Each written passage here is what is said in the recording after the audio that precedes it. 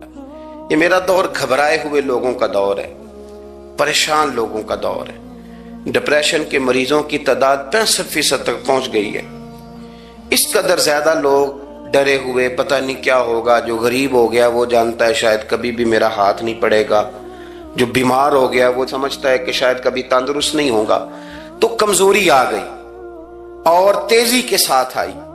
TV पे बैठे लोगों ने भी कमजोर किया। फिर एक तावीज धागे वाले थे, उन्होंने भी कह दिया तेनू किसी ने कुछ कीता है। ओ भाई किन्ने कीता है? कहंदा एदा मैनू हुक्म ही नहीं, मैनू तो शरारत दा हुक्म सी, वो मैं कर छड़ी। तेनू किसी ने कुछ है? अब तू सोचता रह, जितने तेरे दुश्मन है तो उनकी लिस्ट बना ले। तो शरारतें हुई, लोग कमजोर हुए, अफकार के अंदर कमजोरी आई। रसूल करीम सल्लल्लाहु अलैहि वसल्लम लोगों को ताकतवर करते, तवक्कुल का दर्स देते, तौहीद बारी ताला के सुथरे जज्बे हुजूर अपने गुलामों को अता फरमाते। उनकी फिक्री हुजूर तरबियत फरमाते। फिक्री अल्लाह के रसूल सल्लल्लाहु अलैहि वसल्लम गारे सौर में मौजूद हैं, साथ सैयदना सिद्दीक़ अकबर रज़ी अल्लाह तआला अन्हु। कुफार जो गिरफ्तार करने वाले थे, पीछे लगे हुए थे, वो गारे सौर के दरवाजे तक आ गए। जिस तरह डॉक्टर बोल देता है, वो कह देता है कि अब जनाब मुश्किल है, अगले हफ्ते आप चले जाएंगे। तो वो जो कमजोर लोग हैं उन्होंने अगले हफ्ते क्या जाना होता है, वो जब डॉक्टर बताता है उसी वक्त ही फौत हो जाते हैं। वो कहते हैं अगला हफ्ता तो लेट है, उसी वक्त ही समेट लेते हैं सामान्य सफर। और कुछ लोग ऐसे थे, डॉक्टर ने कहा कि जनाब आपकी रिपोर्ट्स बताती हैं कि आप बहुत जल्दी चले जाएंगे। तो उन्होंने कहा जनाब आप जो कह रहे हैं अपने इल्म के मुताबिक कह रहे हैं, पर होना तो वो है जो मेरा रब करीम चाहेगा। ये वो जज्बात हैं जो हमें रसूल करीम अलैहिस्सलाम ने अता फरमाए। देखो हजरत अबू बकर सिद्दीक रज़ी अल्लाह तआला अन्हु के साथ हुजूर गारे सौर में मौजूद है। कुफ्फार जो गिरफ्तार करने वाले हैं वो दरवाजे तक आ गए, बिल्कुल दरवाजे तक। और जनाब सिद्दीक अकबर रज़ी अल्लाह तआला अन्हु उनको देखकर थोड़ा सा घबराए, अपने लिए नहीं, ज़ाते मुस्तफ़ा के लिए घबराए, कहीं हुजूर को कोई तकलीफ ना पहुंच जाए। थोड़ा घबराए, या रसूल अल्लाह वो तो करीब आ गए, और अगर उन्होंने पैरों की जानिब झुक कर देखा तो वो तो हमें देख लेंगे। बिल्कुल सराहने पहुंच गए, ये आ गए, खड़े हो गए, और दरमियान में पर्दा क्या है? मकड़ी का जाला। और मकड़ी का जाला फूंक से भी उड़ जाता है, तो मकड़ी का जाला बीच में। हुजूर वो तो पहुंच गए, जरा झुक करके देखेंगे तो वो तो हमें पकड़ लेंगे। अब ये वक्त तरबियत है, और वो तरबियत जो महबूब ने अपने उस अजीम सहाबी की फरमाई, उस तरबियत को मेरे रब करीम ने कुरान मजीद में बयान फरमाया। हुजूर फरमाते हैं, रब फरमाता है कि फरमाया महबूब ने, फरमाया ला तहज़न, अबू बकर घबराना। ये एक मौका होता है जब इंसान को घेर लेती हैं मुश्किलात चारों जानिब से, और जो भी आता है वो उसे मायूस ही करता है। लेकिन हालात के सहमे हुए लोगों को बता दो, हालात बदल जाते हैं, एक जैसे नहीं रहते। कहा ला तहज़न, अबू बकर घबराना। क्यों? हमारी फौजें आके इन्हें पकड़ लेंगी, या अंदर हमारे पास कोई ऐसा असलहा मौजूद है कि हम इन पर छोड़ देंगे तो ये मर जाएंगे। ला तहज़न, अबू बकर घबराइए मत।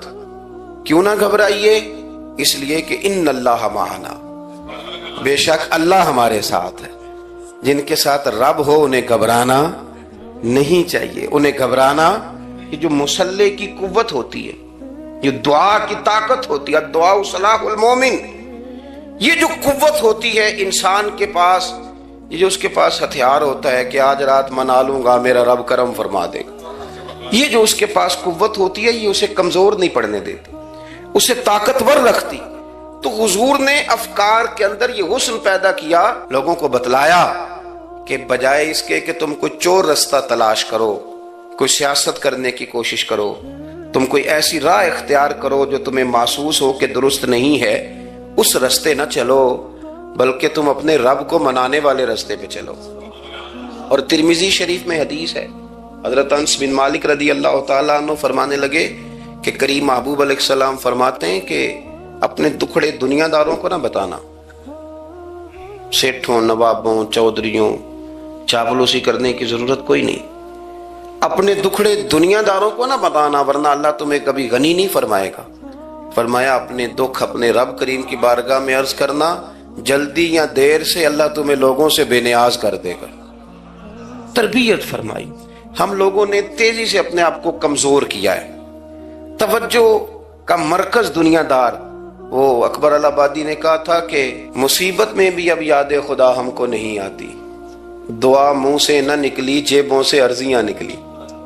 اب بھی نہ لوگ درخواستیں جمع کراتے ہیں، دعائیں نہیں کرتے۔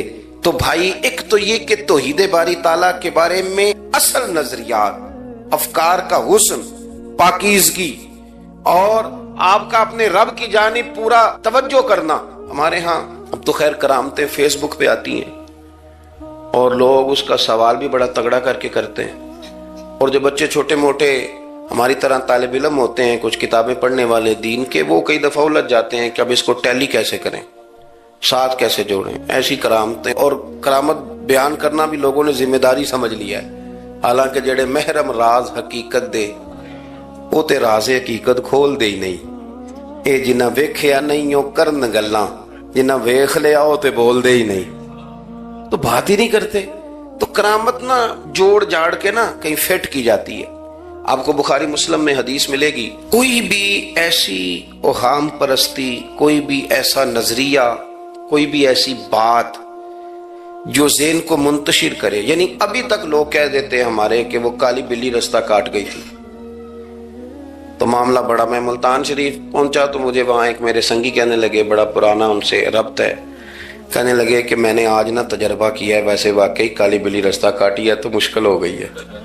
میں نے انہیں کہا کہ آپ کا تجربہ سجدہ صاحب کا محتاج ہے، آپ کو دوبارہ سے تجربہ کرنا چاہیے۔ خدا کے بندے کالی بلی رستہ کاٹ جائے تو مشکل ہوتی ہے، تو میرا تو سارے رستے، کئی کالی گاڑیاں رستہ کاٹ گئی، اب کیا کیا جائے؟ یہ کمزوری ہے، افکار میں کمزوری نہیں پیدا کریں، کچا پن نہ پیدا کریں، آپ مضبوطی لائیں۔ بخاری مسلم میں آپ کو حدیث ملے گی، سرور کائنات علیہ السلام کے صاحبزادے جناب ابراہیم علیہ السلام وصال فرما گئے، اور کیفیت یہ تھی کہ انہوں نے حضور کی مقدس گود میں آخری سانس لیا، داڑھی مبارک محبوب کی آنسوؤں سے بھر گئی۔ حضرت انس کہتے ہیں عرض کی یا رسول اللہ آپ بھی آنسو بہاتے ہیں؟ فرمایا میرا بیٹا گیا ہے تو آنسو نکل آئے ہیں، ورنہ میری زبان پہ وہی جاری ہے جس سے میرا رب راضی ہوتا ہے۔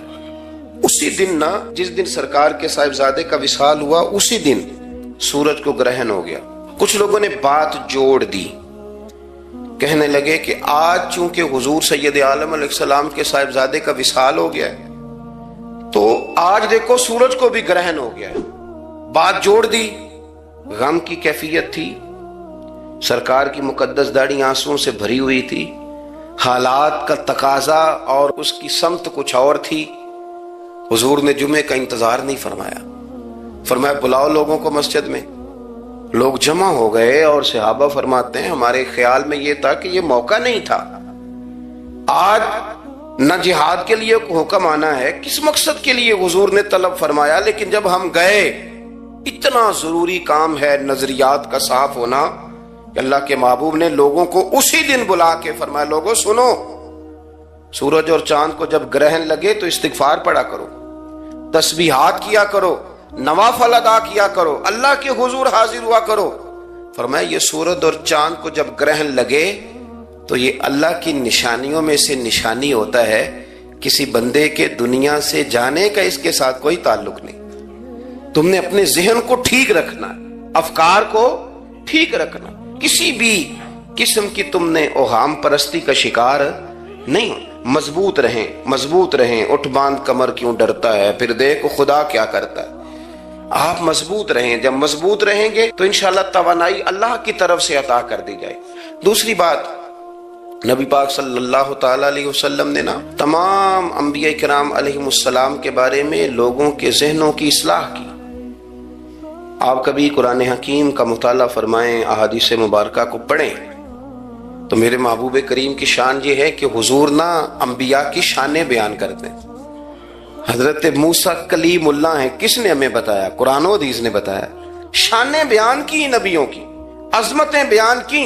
حضرت ابراہیم خلیل اللہ ہیں، یہ ہمیں قرآن نے بتایا، حضور نے بتایا، لیکن ساتھ ہمیں یہ بھی بتایا کہ ہیں یہ اللہ کے بندے، ہیں یہ اللہ کے رسول. نبی پاک صلی اللہ تعالی علیہ وسلم نے افکار اور نظریات انبیاء کے بارے میں لوگوں کے درست فرمائے. مجموع الزوائد میں حضرت مولا علی شیر خدا رضی اللہ تعالیٰ عنہ کی حدیث مروی ہے. ایک بدو آ گیا حضور کی بارگاہ میں کچھ مانگنے کے لیے. مولا کائنات رضی اللہ تعالیٰ عنہ فرماتے ہیں سرکار جب کسی بات کا جواب نہ دینا چاہتے تھے تو خاموش ہو جاتے تھے, کچھ دیر خاموش رہتے تھے. اور حضور کا خاموش رہنا بھی ہمارے محدثین نے محفوظ کیا ہے. اقسام حدیث میں سے ایک حدیث ہے جسے حدیث تقریری کہا جاتا ہے. وہ حدیث ہے جس میں حضور خاموش رہے, کوئی کام کیا گیا تو سرکار خاموش رہے. حضرت مولا علی کہتے ہیں حضور نہ خاموش ہو گئے, لیکن چونکہ دیہاتی تھا, سادہ تھا, اس نے جب بار بار گفتگو چھیڑنا چاہی تو پھر حضور نے فرمایا چل پھر مانگ لے کیا مانگتا ہے, مانگ لے پھر کیا مانگتا ہے, کر سوال. دیہاتی تھا, سادہ آدمی تھا. مولا کائنات فرماتے ہیں ہمیں یوں لگا کہ اب نہ یہ آخرت اپنی سوار جائے گا, جنت کا سوال کرے گا, لیکن بڑا ہی سادہ تھا. مانگنے پہ بھی آیا تو کیا مانگا, کہنے لگا یا رسول اللہ صلی اللہ علیہ وسلم میں نے سفر کرنا ہے, مجھے ایک اونٹنی عطا کر دیتے. حضرت سلطان باہو سے کسی نے کہا کہ بڑے لوگ مرید ہوتے ہیں, تو فرمانے لگے رابطہ طالب کوئی نہیں ملیا, جو ملیا طالب زرد آؤ. تو بہت سارے لوگ ایسے آتے ہیں جو کامل شیخ کے پاس بھی آ کے کہتے ہیں دکان کوئی نہیں چلتی, یہ تو کسی سیٹ سے مشورہ کر لیتے, کاروبار چلانے کا آپ کو ڈھنگ بتا دیتا. یہ یہاں آ کے بھی آپ نے یہی سوال کیا, یہاں پہنچ کے بھی یہی سوال. تو نبی پاک صلی اللہ تعالی علیہ وسلم سے کہنے لگا ایک اونٹ دے دیں آنے جانے کے لیے. حضرت علی کہتے ہیں ہمیں بڑا افسوس ہوا, یار تو آیا کہاں پہ ہے اور تو مانگ کیا رہا ہے, تو بارگاہ دیکھ اور اپنا سوال دیکھ, تو کہاں کھڑا ہے, کیا مانگ رہا ہے. حضور مسکرائے اور مسکرا کر کے فرمایا کہ اونٹ تجھے دیا, چل کچھ اور بھی مانگ لے. حضرت علی کہتے ہیں ہم نے کہا اب جنت مانگے گا یہ حضور سے. تو بڑا ہی بھولا تھا, کہنے لگا جی اگر آپ کچھ اور بھی دینا چاہتے ہیں تو اونٹ پہ ڈالنے کے لیے کجاوا بھی دے دیں. تو حضرت مولا علی شیر خدا فرماتے ہیں ہمیں پھر بڑا افسوس ہوا کہ یار دیکھو اتنا چانس ملا پھر کھو دیا.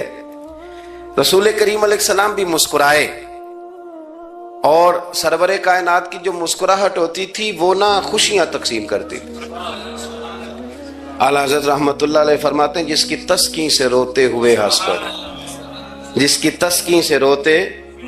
اب یہاں سوال پیدا ہوتا تھا کہ پھر اس مسکراہٹ کے لیے تو انتظار کرنا پڑتا ہوگا کہ حضور مسکرائیں تو روتے ہوئے ہنسیں. تو اگلا شعر بھی ہے اور جواب بھی ہے. فرمانے لگے جس کی تسکین سے روتے ہوئے ہنس پڑیں اس تبسم کی عادت پہ لاکھوں سلام. یہ تو عادت ہے حضور کی, یہ تو عادت ہے مسکراتے رہنا. تو حضور بھی زیر لب مسکرائے. تیسری دفعہ میرے کریم نے پھر فرمایا چل مانگ لے کچھ, تجھے ایک چانس اور دیتے ہیں. پر مولا کائنات فرماتے ہیں بڑا ہی بھولا تھا, تیسرا چانس ملا, گویا گولڈن چانس ملا, لیکن پھر بھی وہیں کا وہیں رہ گیا. کہنے لگا ٹھیک ہے اگر آپ کچھ اور بھی دینا چاہتے ہیں تو میرا سفر لمبا آنے جانے کا خرچہ بھی دے دیں. اللہ اکبر. اب حضور عقائد کی بابت بتانے لگے کہ رسالت کے بارے میں, محبوب کے بارے میں عقیدہ کیسا ہونا چاہیے. تو حضور علیہ السلام فرمانے لگے تجھ سے تو وہ بنی اسرائیل کی بڑھیا ہی اچھی تھی.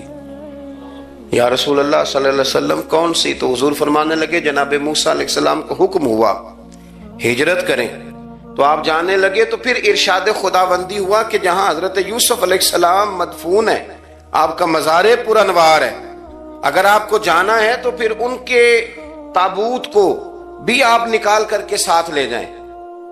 حضرت سیدنا موسیٰ علیہ السلام نے لوگوں سے پوچھا تمہیں پتہ ہے جناب یوسف کا مزار کہاں ہے؟ کسی کو نہیں پتا. ایک بوڑھی اماں ہے ضعیف العمر, اس کو خبر ہے. حضرت موسیٰ علیہ السلام نے اس سے کہا اماں تو بتائے گی کہ حضرت یوسف کا مزار کہاں ہے؟ تو کہنے لگی بتاؤں گی پر مفت نہیں بتاؤں گی. یہ حضور بیان کر رہے, بتاؤں گی پر فری میں نہیں بتاؤں گی, میں نا مفت تھوڑی بتاؤں گی. فرمایا چل تو اپنی قیمت بتا بتانے کی. تو کہنے لگی میں اس شرط پہ جناب یوسف کے مزار کا پتہ بتاؤں گی کہ آپ مجھے جنت میں وہ والا گھر دیں گے جس کے پڑوسی جناب موسیٰ علیہ السلام ہو. آپ کے پڑوس میں گھر چاہیے. تجھ سے تجھی کو مانگ کے میں نے مانگ لی ساری کائنات. وہ والا مکان چاہیے جس کے پڑوسی آپ ہوں. تو حضرت موسیٰ کلیم فرمانے لگے اماں چل جنت مانگ, تو نبیوں کے قریب مکان مانگ رہی ہے, وہ تو بڑا اونچا درجہ ہوگا, تو بڑی دور پہنچ گئی, اتنی بڑی سوسائٹی میں پلاٹ مانگ لیے, وہاں پہنچ گئی. تو بوڑھی کہنے لگی ٹھیک ہے, پھر اگر یہ معاملہ ہے تو پھر ختم ہو گئی بات. اگر آپ نہیں بتاتے تو جائے میں بھی نہیں پتہ بتاتی. جب وہ اڑ گئی, ٹھہر گئی, اور اڑی بھی کس طرح, یہ بھی میرے اللہ کی توفیق. میری طلب بھی تو تیرے کرم کا صدقہ ہے, میری طلب بھی تو تیرے کرم کا صدقہ ہے. یہ پاؤں اٹھتے نہیں بلکہ یہ اٹھائے جاتے ہیں. تو وہ کہنے لگی میں نہیں پھر بتاتی, آپ کسی اور سے پوچھ لیں. جناب موسیٰ خاموش ہوئے تو ارشاد خدا بندی ہوا, کلیم اپنے پڑوس میں مکان دینے کا وعدہ آپ کر لیں اور مکان انہیں میں عطا کر دوں گا. تو حضور سید عالم صلی اللہ تعالی علیہ وسلم نے اس بدو کی موجودگی میں تربیت فرمائی صحابہ کی. یہ چیزیں بھی حضور نے عطا فرمائی. لیکن جب تمہیں کہا جائے مانگو تو پھر یہ کریم رسول کا دروازہ ہے. مانگیں گے مانگے جائیں گے اور منہ مانگی پائیں گے. سرکار میں نہ لا ہے نہ حاجت اگر کی. تو افکار کا حسن, نظریات کی پاکیزگی. ہمارے ہاں نا آج کل جو ہمیں لیکچر دیے جاتے ہیں نا, بالخصوص جو طلباء سائنس پڑھتے ہیں, تو وہ جب سوالات اٹھاتے ہیں تو اس میں کچھ ایسی چیزیں بھی آتی ہیں. یہ ابھی کورونا کے حالات جب پچھلے دنوں چل رہے تھے تو اس وقت 2-3 قسم کے لوگ ہوئے. ایک تو وہ ہوتے ہیں جو بالکل ہی ڈرتے, کہتے ہیں بس چھوڑو جو ہوگا دیکھا جائے گا. اور ایک وہ ہوتے ہیں جو اتنا ڈرتے ہیں کہ بیچارے اپنے سائے سے بھی ڈرنے لگ جاتے ہیں. تو یہ دونوں باتیں جو ہیں یہ درست نہیں ہیں. درست کیا ہے کہ آپ احتیاط بھی کریں گے پر بھروسہ اپنے رب کریم کی ذات پر کریں گے, بھروسہ اللہ. تو لوگوں کو ڈرایا جاتا ہے اور جو خوف پھیلایا جاتا ہے ہمارے ہاں وہ بڑا عجیب قسم کا انداز ہے. قبر کو کھڑکی کوئی نہیں ہوتی, دروازہ کوئی نہیں ہوتا, آکسیجن کیسے جائے گی. یا آپ کبھی ٹویٹر پر مختلف بڑے لوگوں کے پیغامات دیکھیں تو موت کے بارے میں جب وہ چیزیں شیئر کرتے ہیں تو عجیب سا رنگ اس کا محسوس ہوتا ہے کہ اللہ جانے یہ بیچارہ کہاں کھڑا ہو گیا ہے. اور خوف, اور لوگ اس کا ذہن بنا کے ڈرتے ہیں. ڈرنا چاہیے, ضرور ڈرنا چاہیے, لیکن ایک بات یاد رکھیں, حضرت مولا علی فرمایا کرتے تھے کہ ڈرنا تو اپنے اعمال سے چاہیے اور ان کو درست کرنا چاہیے. ڈرنا تو اس چیز سے چاہیے کہ کیا ہم نے وہ رستہ اختیار کیا ہے جو قبر کو بالکل تنگ کر دے گا, جو جہنم کے گڑھوں میں سے گڑھا بنا دے گا. اگر وہ رستہ ہے اور اس پر آپ چلے ہوئے ہیں, آپ سخت ہو گئے ہیں, آپ نے سوچنا چھوڑ دیا ہے, آپ نے حقوق العباد کے معاملے کو ترک کر دیا ہے, آپ اپنی طبیعت کے لحاظ سے لوگوں کو ستانا مشغلہ بنا بیٹھے, آپ حلال حرام کی تمیز چھوڑ گئے, نگاہوں کی صفائی سے لے کر رزق حلال کو پیٹ میں لے جانے تک اگر غیر محتاط ہو گئے تو پھر تو خوف کھائیں. لیکن یہاں ان نظریات کی بابت جو حضور نے ہماری تربیت فرمائی, تو حضور نے ہمیں یہ نہیں فرمایا کہ میرا مومن ہو تو تم اسے کھڈے میں چھوڑ آؤ گے, ہو زندگی تقوی اور محتاط رہ کر گزارنے والا اور تم اسے کھڈے میں چھوڑ آؤ, یہ نہیں ہے. بلکہ فرمایا جو میرے مومن کی قبر ہوتی ہے روضہ تم من ریاض الجنہ, وہ تم اسے نا کھڈے میں نہیں چھوڑ کے آئے, باغ میں چھوڑ کے آئے ہو. آپ باغ کا تصور کریں پھر قبر کو سوچیں. نہیں, باغ میں چھوڑ کے, اور باغ بھی معمولی نہیں, جنت کے باغوں میں سے باغ, جنت کی کیاریوں میں سے روضہ تم من ریاض الجنہ. اب ذرا اس اینگل سے آپ اپنی قبر کو سوچیں, اس رویے کے ساتھ کہ اگر قبر آپ کی جنت کا باغ ہے تو باغ میں جاتے بندہ ڈرتا تو نہیں, اور باغ اتنا حسین ہے کہ جس میں پہلی آنکھ کھلے گی تو پہلی نظر اٹھے گی تو مدینے والے محبوب کا چہرہ نور نظر آئے گا. اتنا شاندار باغ ہے, آپ اس کی رعنائی, اس کا حسن اور اس کی خوشبو کو ملاحظہ فرمائیں. تو حضور نے نا ہماری تربیت فرمائی. میں اکثر کہا کرتا ہوں احباب سے کہ انسان 10-15 سال کے بعد پردیس سے واپس لوٹے اور ماں اگر موجود ہو نا گھر میں, اتنا تگڑا استقبال کرتی ہے کہ مزہ آ جاتا ہے. اس کا بس نہیں چلتا, مکان بھی نہیں بنا دے, فلانی چیز بھی نہیں لے آؤ, میرا پتر آ رہا ہے, فلانی بھی. تو سالوں بعد بندہ گھر لوٹے تو ماں اتنا استقبال نہیں کرتی جتنا قبر میں اللہ کی رحمت بندے کا استقبال کرتے. اس لیے جب یہ سوچ بن گئی تھی نا صحابہ کی حصول جنت کی، تو پھر ان کو لگاؤ ہو گیا تھا. پھر دنیا کی زندگی، جاہ و جلال، مال و دولت اتنا زیادہ وقت نہیں رکھتا تھا ان کی نظر میں. پھر وہ سمجھ گئے تھے اس بات کو کہ کن فی الدنیا کانک غریب و عابر سبیل، سمجھ گئے تھے کہ یہ مسافر ہیں ہم یہاں. اور وہ پھر اتنا زیادہ اپنے ذہن پہ چیزوں کو سوار نہیں کرتے تھے، محسوس کرتے تھے کہ اتنی زندگی ان کی ہے، اتنی زندگی ان کی گزر گئی ہے، محسوس کرتے تھے.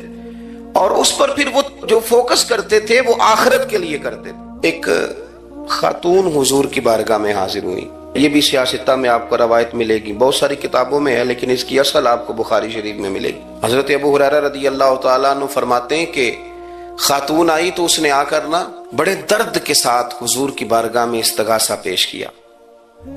عرض کرنے لگی یا رسول اللہ صلی اللہ علیہ وسلم، میں نا مرگی کی مریض ہوں اور بڑی تکلیف میں ہوں. یہ جو مرگی کا مرض ہوتا ہے یہ اعصابی بھی ہے، جسمانی بھی ہے، ذہن کو کنٹرول کرتا ہے اور انسان جسمانی طور پر بھی بالکل اس وقت جب دورہ ہوتا ہے مفلوج ہو جاتا ہے، ذہنی طور پر بھی خوشی غمی آنا جانا دشوار ہو جاتا ہے انسان کے لیے. تو وہ خاتون عرض کرتی ہے یا رسول اللہ صلی اللہ علیہ وسلم، مجھے مرگی ہے، کریم آپ دعا فرمائیں رب مجھے شفا عطا کر دے. حضور دعا فرما دیا کرتے، اللہ تعالیٰ نے میرے محبوب کے وجود کو ہی شفا بنایا تھا. لعاب دہن مولا علی کی آنکھوں پہ لگائیں تو رب کریم فوراً شفا عطا فرمائے. لیکن حضور نہ تربیت جب کرتے نا، تربیت لوگوں کے بیچ، تو پھر نظریات کو، عقائد کو، افکار کو حضور غسل دیتے، وضو کراتے. یہاں بھی سرکار نے صحابہ کے بیچ اس خاتون سے گفتگو فرمائی اور حضور فرمانے لگے اگر تو کہے تو میں دعا کرتا ہوں رب تجھے شفا دے دے گا. حضور فرمانے لگے اگر تو کہے میں دعا کرتا ہوں اللہ شفا دے گا. اور فرمایا اگر تو کرے صبر تو میرا وعدہ ہے رب بغیر حساب کتاب جنت عطا کرے گا. اب یہ سوچ ہے، یعنی ہمیں جب چانس ملتا ہے دنیا اور آخرت میں چیزوں کو عکس کرنے کا تو آپ نظر دوڑا لیں دائیں بائیں کہ لوگوں نے توجہات کہاں اپنی مرکوز کی ہوئی. حضور نے فرمایا اگر تو کہے تو رب کریم ہے، وہ شفا دے گا، میں دعا کروں گا. اور اگر تو صبر کرے، مانا کیا کہ اگر تو مرگی کے ساتھ ہی گزارا کرے، اس کے ساتھ ہی وقت بتائے تو پھر رب تجھے جنت دے گا. یہ سمجھ لیں بات، اس پر غور کریں. وہ جو بیماری کو رحمت کہا گیا تو یہاں اس کا عملی مظاہرہ ہونے جا رہا ہے. حضور فرمانے لگے گر تو صبر کرے تو رب جنت دے گا. صحابہ کہتے ہیں اس بوڑھی نے ایک منٹ نہیں لگایا سوچنے کے لیے، فوراً عرض کرنے لگی. گویا عرض کرتی ہے حضور تھوڑی سی تو زندگی ہے، میں مرگی کے ساتھ ہی گزارا کر لوں گی، آپ دعا کریں رب مجھے جنت عطا کر دے، میرے لیے جنت کی دعا کر دیں. تو صحابہ فرماتے ہیں حضور نے دعا کر دی، گویا وعدہ ہو گیا جنت کا. وہ عرض کرتی ہے یا رسول اللہ صلی اللہ علیہ وسلم جب مرگی ہوتی ہے تو میرے وجود سے کپڑا ہٹ جاتا ہے، ستر کا مسئلہ بنتا ہے، اس کے لیے آپ ضرور اللہ کے حضور عرض کریں. تو سرکار نے دعا کر دی. صحابہ فرماتے ہیں کہ وہ دیر تک موجود رہیں، دیر تک. حضرت عثمان غنی کے زمانہ مبارکہ تک وہ بوڑھی موجود رہیں. جب بھی انہیں مرگی ہوتی تھی کپڑا اپنی جگہ پہ موجود رہتا تھا. اور جب ہم سے کوئی کسی جنتی کو دیکھنے کا سوال کرتا تھا تو ہم کہتے تھے اس بوڑھی کو دیکھ لو، اسے دنیا میں ہی حضور نے جنت کی بشارت عطا فرمائی. تو جو سمجھنے کی بات ہے وہ یہ ہے توحید، رسالت، قبر، حشر، اس کے بارے میں اپنے نظریات کو صاف ستھرا رکھیں. وقت تیزی سے بیت رہا ہے، وقت جو اپنی اس کی سپیڈ ہے اس کے ساتھ وہ گزر رہا. قریب ہوتے جا رہے ہیں لوگ قبر کے، آخرت کے. کرنے کا کام یہ ہے کہ ہمارے نظریات وہ ہوں جو ہمیں رسول کریم نے عطا فرمائے. حضرت فاروق اعظم رضی اللہ تعالیٰ عنہ جیسے دلیر آدمی حضور کے مقدس وجود پر موٹے بان کی چارپائی کے نشان دے کے جب روئے ہیں تو حضور نے وہاں بھی تربیت فرمائی ہے. فرمایا عمر کیا تم پسند نہیں کرتے کہ اللہ آخرت کی ساری شانیں ہمیں ہی عطا کرے، اور دنیا میں ہم تھوڑی سی مشکل دیکھ لیں تو ان چیزوں کو ہم نے سمجھنا ہے. یہ چیزیں ہمیں جینے میں آسانی پیدا کریں گی، ہمارے لیے مددگار ثابت ہوں گی، ہمارے افکار کو یہ تازہ رکھیں گے. پھر بہت زیادہ الجھاؤ، بہت زیادہ پریشان ہونا، بہت زیادہ ڈپریشن کا شکار ہونا، بہت زیادہ ہمارا دنیاوی معاملات کے اندر تفکر کرنا یہ ہمیں کمزور نہیں کرے گا، بلکہ ہم توانا رہیں گے۔ اللہ کے حضور دعا ہے مالک کریم کہی ہوئی باتوں کو قبولیت کا درجہ عطا فرمائے۔ دوران گفتگو جام بھول گئے، اللہ ہمارے ساتھ درگزر والا معاملہ فرمائے۔ آخر دعوانا